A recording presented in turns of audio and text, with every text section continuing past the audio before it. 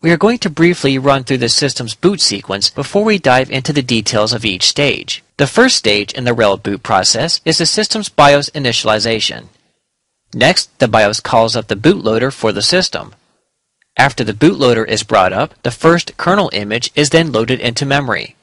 Next, the kernel mounts the necessary file systems and starts activating the appropriate system services.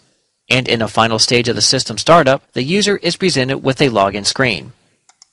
The BIOS, which is an acronym for Basic Input-Output System, is a small program that is installed on the system's motherboard and is responsible for initializing the basic peripherals such as the keyboard, mouse, monitor, and the system clock. The BIOS is also responsible for searching for the boot device that gets the operating system started. Once the BIOS detects the boot device, it executes the program that it finds there, known as the bootloader.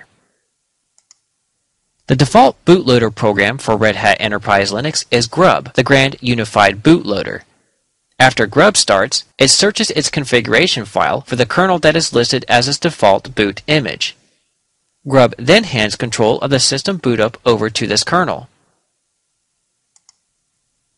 After the Linux kernel gets control of the boot process from Grub, it then detects the hardware that is installed on the system and loads its RAM file system from the system boot partition. This RAM file system contains device drivers and other important script and binary utilities that aid in the system boot process. The RAM file system file name begins with initramfs, then the kernel version number, followed by .img.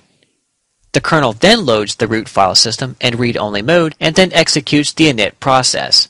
Init is short for the initial process, whose process identifier is always 1.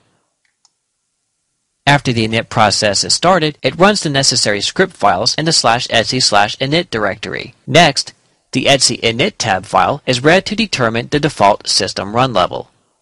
Once the default run level is determined, the scripts relating to this run level are then read and executed.